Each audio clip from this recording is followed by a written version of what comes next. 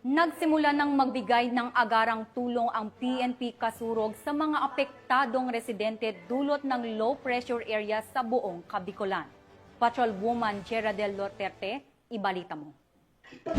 Ginagawang koordinasyon ng Kasurugkap sa pamumuno ni Police Brigadier General Nasser C. Babagay Jr., Regional Director, kasama ang mga local government units at mga city at municipal disaster risk reduction management offices minsan ng walang tigil na pagbuhos ng ulan na dulot ng low pressure area. Bilang tugon, nagsimula ng magbigay ng agarang tulong ang PNP Bicol sa mga apektadong residente, partikular na sa mga pamilyang kinakailangang lumikas mula sa kanilang mga tahanan dahil sa matinding pagbaha.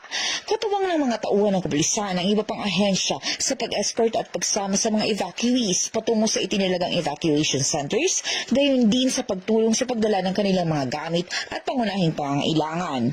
Tinitiyak din ng kapulisan ang seguridad at kaayusan sa mga lugar na matinding naapektuhan ng pagbaha upang mapanatiling ligtas ang mga naiwan nilang ari-arian at maiwasan ang anumang hindi kanais-nais na insidente. Patuloy din ang pakikipag-ugnayan ng PNP Bicol sa mga kinauukulang ahensya upang matiyak ang mabilis at maayos na pagresponde sa mga nangangailangan, lalo na sa mga lugar na hindi pa naaabot ng tulong. Hinihikayat ang publiko na manatiling alerto, makinig sa mga anunsyo ng otoridad at umiwas sa paglabas kung hindi kinakailangan upang matiyak ang kanilang kaligtasan.